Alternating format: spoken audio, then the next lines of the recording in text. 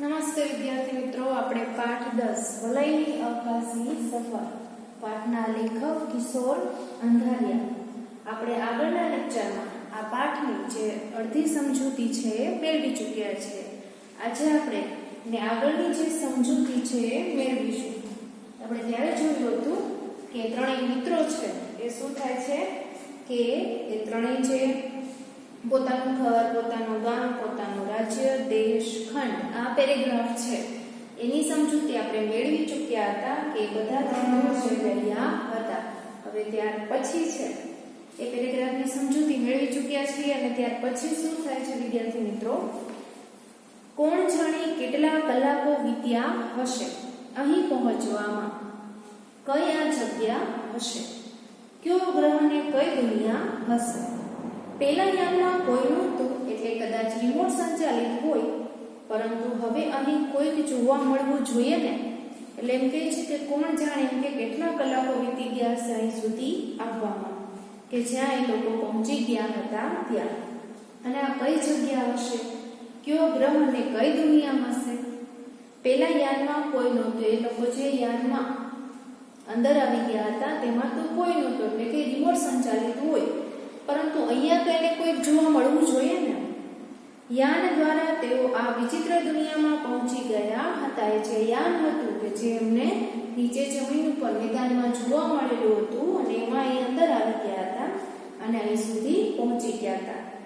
અહીં પણ આછાથી ઘેરા લાલ રંગનું સામ્રાજ્ય લાગતું હતું. જે એ લોકો જ્યાં પહોંચી ગયા હતા ત્યાં પણ એકદમ ઘેરા લાલ રંગનું સામ્રાજ્ય છે જોવા મળતું હતું અને ઠંડી છે એ પણ ખૂબ હતી. થોડી વાર પછી સામેના ષટકોણાકાર જેવા દરવાજામાંથી એક વિચિત્ર આકૃતિ અંદર પ્રવેશી. એ ત્રણેય પ્રથમ પૃથ્વીવાસી હતા જે અત્યારે પરગ્રહી જીવને જોઈ રહ્યા હતા. થોડી વાર પછી શું થાય છે કે જે ષટકોણાકાર જેવા દરવાજામાંથી એક વિચિત્ર આકૃતિ છે અંદર આવે છે અને ત્રણેય પ્રથમ એટલે કે પૃથ્વીવાસી હતા કે જે અત્યારે પરગ્રહી જીવને જોઈ રહ્યા હતા, કે જ્યાં પહોંચી ગયા હતા એમાંથી આ ત્રણેય પ્રથમ પૃથ્વીવાસી હતા કે જે આને જોઈ રહ્યા હતા. વિરાટને યાદ આવ્યું આ જ ઈટી એટલે કે એક્સ્ટ્રા ટેરિસ્ટ્રલ, એનું શરીર રાખોડી રંગના રબરમાંથી બનેલું હોય તેવું નરમ પોચું લાગતું હતું. એટલે એમ કે છે કે આ જેવું કે જે પૃથ્વી પરનું નથી, પરગ્રહવાસી, અને એનું શરીર છે એ રાખોડી રંગનું જે રબર હોય એમાંથી બનેલું હોય એવું નરમ હતું, એકદમ પોચું લાગતું હતું. નાક કાન જેવી રચના કળાતી નહોતી. એટલે નાક કે કાન જેવું કોઈ રચના છે એ નહોતી જોવા મળતી, કળાતું નહોતું. આંખો કપાળથી ઘણી નીચી, વિચિત્ર અને સંપૂર્ણ ગોળ હતી. એની જે આંખો હતી એ કપાળથી ઘણી નીચી હતી, વિચિત્ર હતી અને એકદમ ગોળ હતી. પક્ષીની જેમ તેની ઉપર પાંખડો નહોતી. પક્ષીની જે આંખો હોય છે એટલે એમ કહે છે કે પક્ષીની જેમ એની આંખો ઉપર પાંપણો જોવા નહોતી મળતી. માથાનો ભાગ મોટો હતો અને તેની પર વાળ નહોતા. હવે એનું વર્ણન છે વિદ્યાર્થી મિત્રો, યાદ રાખજો. પાછું માથું છે એ મોટું હતું પણ એમાં વાળ નહોતા. રાખોડી રંગના માથા પર એરિયલ જેવી બે ત્રણ રચના લગાડેલી હતી. રાખોડી રંગનું જે માથું છે એમાં એરિયલ છે એના જેવી બે ત્રણ રચના છે જોવા મળતી હતી. એટલી વારમાં એ વિચિત્ર જીવ તેની સાવ નજીક આવી ગયો. એ જે જતા હતા ત્યાં ને ત્યાં શું થાય છે કે જે વિચિત્ર જીવ હતો એની સાવ નજીક આવી જાય છે.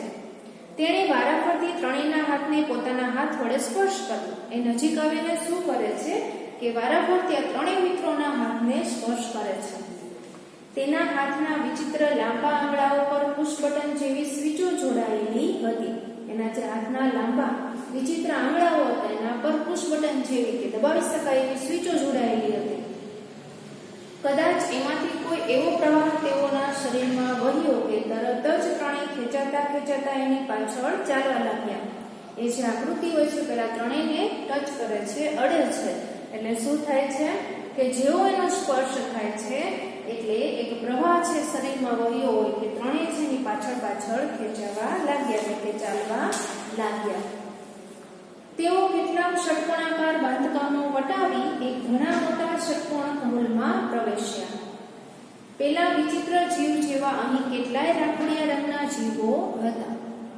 એટલે એમ કહે છે કે તેઓ જે ષટ્કોણાકાર બાંધકામો છે ત્યાં જે હતું જોવા મળતું હતું તો એક મોટા હોલમાં પ્રવેશે છે અને એ પણ ષટ્કોણાકારનો જ હોય છે. હવે જે વિચિત્ર જીવ હતો આકૃતિ હતી અને જે અહીંયા છે કેટલાય રાખોડી રંગના જીવો હતા. જાણે ભેદી ભૂતાવળની દુનિયા, એટલે એમ કે જાણે ભેદી ભૂતાવળની દુનિયા. હોલના 5 ખૂણામાં એ બધાની વિચિત્ર બેઠક હતી. હોલ છે એમાં 5 ખૂણામાં બધાની વિચિત્ર બેઠક ગોઠવાયેલી હતી. છઠ્ઠા ખૂણામાં આવો જ એક જીવ હતો અને જે છઠ્ઠો ખૂણો હતો એમાં એના જેવો જ એક જીવ હતો, પણ એ બધા કરતા અલગ. શું હતું એમાં? જેની બેઠક વિશેષ ઊંચી હતી. આ બધાની જે બેઠક હતી એની બેઠકની જે વ્યવસ્થા હતી એની કરતા એ જીવની જે બેઠક વ્યવસ્થા છે એકદમ અલગ હતી. જેની સામે ડેશબોર્ડ હતું અને તેની પર કેટલીક બટન સ્વિચો હતી. એની સામે જે ડેશબોર્ડ હતું એના પર સ્વિચો હતી અને એની બેઠક છે થોડી ઊંચી હતી. તેના માથા પર બીજા જીવો કરતા વધારે સંખ્યામાં એરિયલના સળિયા હતા. આપણે જોયું કે બીજા બધા છે એના ઉપર એરિયલના સળિયા હતા, પણ આના છે માથા ઉપર બીજા જીવો જે હતા એની કરતા સંખ્યામાં વધારે. વિસ્મય, વલય, વિરાટ ત્રણેયને તેની પાસે લઈ જવામાં આવ્યા. જે ત્રણેય મિત્રો ત્યાં પહોંચી ગયા હતા અને તેની પાસે લઈ જવામાં આવે છે. તેઓ સમજી ગયા કે આ જીવ બધાનો બોસ હોવો જોઈએ. એટલે આ ત્રણેય સમજી ગયા કે આ બધા બેઠા છે એમાં આ બધાનો બોસ કોણ છે? તો આ જે જીવ છે એનો બોસ હોવો જોઈએ. હવે શું થશે? તેઓને મારી નાખશે કે ગુલામ તરીકે અહીંયા રાખશે? એટલે એમ કહે છે કે હવે શું થશે? આને મારી નાખશે કે ગુલામ બનાવી ત્રણેયને અહીંયા જ રાખશે? ની અટકળો કરતા આ ઠંડા રતાશ પડતા પરિચયમાં ત્રણેયના શરીરમાંથી ભયનું લખલખું પસાર થઈ ગયું. આ બધા છે ત્રણેય મિત્રો ત્યાં પહોંચી ગયા હતા.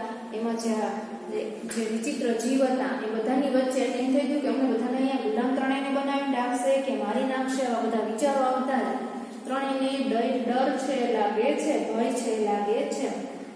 બોસ લાગતા પરગ્રહીએ તેઓની તરફ નજર માંડી અને પિયાનો વગાડતો હોય એમ ડેશબોર્ડ પર આંગળીઓ ફેરવવા માંડી. એ જે ઊંચી વ્યવસ્થા ઉપર બેઠો હતો એની જે બેઠક વ્યવસ્થા હતી ઊંચી હતી, એ જીવ જે બોસ હતો એ જે પિયાનો વગાડતો એવું ડેશબોર્ડ ઉપર આંગળીઓ ફેરવવા માંડી.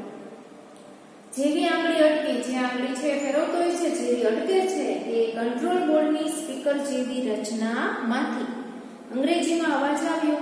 એટલે જેવી એની આંગળી અટકી જાય છે એવો અંગ્રેજીમાં અવાજ આવે છે. અલબત્ત એ અવાજ યાંત્રિક હોય એમ લાગ્યું. પૃથ્વીવાસીઓ, અમારે તમારું અપહરણ કરવું પડ્યું છે. એને અંગ્રેજીમાં સંભળાય છે કે શું કહે છે કે અમારે છે તમારું અપહરણ કરવું પડ્યું છે. અમે અહીંથી પૃથ્વી પર જે યાન મોકલ્યું હતું તેમાં તમે ઝડપાઈ ગયા. કે જે લોકોએ યાન મોકલેલું હતું એમાં ત્રણેય મિત્રો છે ઝડપાઈ ગયા છે, પુરાઈ ગયા છે, કેદ થઈ ગયા છે. ફરી પાછી પેલા આંગળીઓ ફેરવી, જેવો અંગ્રેજીમાં અવાજ એટલો આવે છે ને પછી ફરી પાછું એ ડેશબોર્ડ ઉપર આંગળીઓ ફેરવે છે. વિસ્મય અને વલય સમજી ગયા આ એક એવી યાંત્રિક રચના લાગતી હતી જે દુભાષિયાનું કામ કરતી હતી અને તેની ભાષાનું અંગ્રેજીમાં રૂપાંતર કરી સંભળાવતી હતી. દુભાષીઓ બે ભાષા જાણનાર. એટલે આ છે એ શું કે આંગળીઓ ફેરવે છે એ એવી કંઈક યાંત્રિક રચના હતી કે જે દુભાષિયાનું કામ કરતી હતી અને એનું અંગ્રેજીમાં રૂપાંતર થઈ આ લોકોને સંભળાતું હતું. આગળ સંભળાયું, તમે અત્યારે સૂર્યમાળાના છઠ્ઠા ગ્રહ શનિના ઉપગ્રહો પૈકીના ટિટાન નામના ચંદ્ર પર છો. અહીં માત્ર મારું સામ્રાજ્ય ચાલે છે. તમારા કરતા અમારી આ નાનકડી દુનિયા ઘણી આગળ છે. આગળ એ લોકોને શું સંભળાય છે કે તમે છે એ અત્યારે સૂર્યમાળાના છઠ્ઠા ગ્રહ શનિના ઉપગ્રહ પૈકીના જે ટિટાન નામનો ચંદ્ર છે એના પર છો. અહીંયા છે લોકોનું સામ્રાજ્ય એટલે કે એનું સામ્રાજ્ય ચાલે છે અને તમારા કરતા અમારી આ નાનકડી દુનિયા છે ઘણી આગળ છે. વલયને વિચાર આવ્યો. તે મનમાં અંગ્રેજીમાં વાક્ય ગોઠવી બોલ પછી બોલ્યો. વલય છે એને કંઈક વિચાર આવે છે, અંગ્રેજીમાં વાક્યો ગોઠવે છે અને બોલે છે. પણ અહીં માત્ર રાતો પ્રકાશ છે એમ કેમ છે? હવે એમ કહે છે કે અહીંયા તો ખાલી રાતો પ્રકાશ જોવા મળે છે એવું કેમ? થોડી વારમાં તેમાંથી વિચિત્ર યાંત્રિક અવાજ આવ્યા. એના જવાબમાં આવે છે થોડીક વાર પછી કે વિચિત્ર યાંત્રિક અવાજ આવે છે. પછી બોસનો ઉત્તર સંભળાયો. એના પછી જે બોસ હોય છે એનો જવાબ છે સંભળાય છે. શનિના ગ્રહ ફરતા વલયો છે એ તો તમે પૃથ્વીવાસી પણ જાણતા હશો. શું કહે છે કે શનિનો જે ગ્રહ છે એના ફરતે વલયો આવેલા છે એ તમે પૃથ્વીવાસી છે એ જાણતા જ હશો. એમાંના બે વલયોમાંથી સૂર્યપ્રકાશ છે, એમાંના જે બે વલયો છે એમાંથી સૂર્યપ્રકાશ પરાવર્તન થાય છે અને વક્રીભવન પામી એવી રીતે અમારી દુનિયા પર આવે છે કે માત્ર મોટી તરંગ લંબાઈ ધરાવતો લાલ રંગ જ અહીં પહોંચે છે. એમ કે છે કે મોટી જે તરંગ લંબાઈ ધરાવતો લાલ રંગ છે એ જ અહીં આવે છે. અમારે મન તો આ જ પ્રકાશ, એ લોકોને માટે એ જ પ્રકાશ હતો. બીજો પ્રકાશ ક્યારે જોયો નથી અને અમે તેને સહી શકીએ કે કેમ એ પણ ખબર નથી. એટલે એમ કે છે કે આ જે રાતા રંગનો પ્રકાશ છે અમારા માટે છે એ જ પ્રકાશ છે. બીજો પ્રકાશ છે અમે ક્યારે જોયો નથી અને અમે સહી શકીએ કે નહીં એ પણ અમને ખબર નથી. બીજી વાત, તમને અને તમારા જેવા બીજા માનવોના અપહરણ કરી અમે તમારા ગ્રહ પર એક જાસા ચિઠ્ઠી મોકલવા માંગીએ છીએ કે આખી પૃથ્વી પર જેટલો યુરેનિયમ ધાતુનો જથ્થો છે એ અમને આપી દો. અમારું એ મુખ્ય બળતણ છે અને અહીંની જમીનમાંથી તે મળતું નથી. ધમકીભરી ચિઠ્ઠી એટલે એમ કહે છે કે તમારું જે અપહરણ કરેલું છે એના પછી અમે જે પૃથ્વીવાસીઓ છે એને શું કહેવા માંગે છે કે યુરેનિયમ ધાતુનો જે જથ્થો છે એ અમને આપી દો કે એ લોકોનું એ મુખ્ય બળતણ છે. અહીં જે જમીનમાંથી તે મળતું નથી, અહીંની જે જમીન છે ત્યાંથી એ મળતું નથી. ધારો કે એમ ન કરવામાં આવે તો? વિરાટે પ્રશ્ન કર્યો. એટલે એમ કહે છે કે ધારો કે એવું ન કરવામાં આવે તો શું હોય? તો અમે પૃથ્વી પરની સમગ્ર માનવજાતનું નિકંદન કાઢી નાખીશું. રૂઢિપ્રયોગ છે વિદ્યાર્થી મિત્રો, કે નાશ કરી નાખશું. તો એમ કહે છે કે પૃથ્વી પરની સમગ્ર જે માનવજાત છે એનો નાશ કરી નાખશું. ત્રણેય ફફડી ઉઠ્યા એટલે ત્રણેય છે ને ડર લાગે છે. વલયે ઈશારો કરી વિસ્મય અને વિરાટને વધુ નજીક બોલાવ્યા અને પછી કાનમાં કહ્યું. વલય છે એ ઈશારો કરીને સંકેત કરીને વિસ્મય અને વિરાટને નજીક બોલાવે છે અને કાનમાં કંઈ કહે છે. બંનેને તેનો આઈડિયા ખૂબ ગમી ગયો. એટલે એનો જે વિચાર છે આઈડિયા છે એને ખૂબ ગમી જાય છે. વલય અગાસીમાં રાતે સૂતી વખતે હંમેશા પોતાની પાસે ટોર્ચ રાખતો હતો. વલય છે એ અગાસીમાં સૂતી વખતે પોતાની પાસે હંમેશા ટોર્ચ છે એ રાખતો હતો. એ બેટરી યાનમાં જતી વખતે માંડ પોતાના ખિસ્સામાં સંતાડી રાખી હતી. એ જ્યારે યાનમાં જતા હતા ત્યારે માંડ એણે પોતાના જે ખિસ્સામાં બેટરી છે જે ટોર્ચ છે સંતાડીને રાખી હતી. તરત તેણે એ કાઢી અને ઓન કરી એ કાઢે છે અને એને ચાલુ કરી દે છે. તેનો સફેદ પ્રકાશિત શેરડો પેલા બોસ પર નાખ્યો અને સીધો પ્રકાશ કોના પર નાખે છે કે જે બોસ હતા એની ઉપર સફેદ પ્રકાશ નાખે છે. થોડી વાર પહેલા આપણે જોયું વિદ્યાર્થી મિત્રો કે રાતા રંગ સિવાયને બીજો કોઈ જે પ્રકાશ છે જોયો નહોતો. તેના માટે લાલ રંગ સિવાયની તરંગ લંબાઈનો પ્રકાશ સહન થઈ શકે તેમ નહોતો. અને એ પણ એમણે કહ્યું હતું કે બીજો કોઈ પ્રકાશ છે એ સહન કરી શકે છે કે નહીં એ પણ એમને ખબર નથી. એના માટે આ પ્રકાશ સહન કરી શકાય એવું નહોતું. એક સામાન્ય ટોર્ચ અહીં શક્તિશાળી શસ્ત્ર પુરવાર થઈ. એક સામાન્ય એવી ટોર્ચ છે, બેટરી છે, તો શક્તિશાળી શસ્ત્ર બની જાય છે. તેનો રબરિયો રાખોડી દેહ આ રાતા રંગના પ્રકાશમાં વિકાસ પામ્યો હતો. તરત એને આ સફેદ પ્રકાશથી બળતરા થવા લાગી છે. સફેદ પ્રકાશ છે બેટરીનો, એનાથી એને બળતરા થાય છે.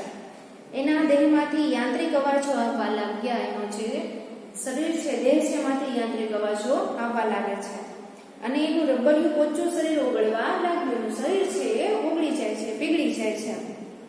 હવે ત્રણેયના જીવમાં જીવ આવ્યો. એટલે એમ કહે છે કે હવે છે ત્રણેયના જીવમાં જીવ આવી જાય છે. ત્યાં સુધીમાં વિચિત્ર જીવોમાં મોટી ભાગદોડ મચી ગઈ. જેવો બોસ છે એનું શરીર પીગળી ગયું એટલે જે બીજા બધા જીવો તેમાં ભાગદોડ થઈ જાય છે. બોસના તો ત્યાં જ રામ રમી ગયા. એટલે બોસ છે ના તો ત્યાં જ રામ રમી ગયા. ક્ષણવારમાં બાજી આ ત્રણેય મિત્રોના હાથમાં આવી ગઈ. તેમણે અંગ્રેજીમાં કંટ્રોલ કોડના માધ્યમ વડે તે જીવોને ધમકી આપી અને પોતાને તાત્કાલિક પૃથ્વી પર પાછા જવા માટે યાનની વ્યવસ્થા કરવા કહ્યું. બીજા બધાને ધમકી આપે છે અને તાત્કાલિક પૃથ્વી પર પહોંચાડી દે એવી વ્યવસ્થા કરવાનું કહે છે.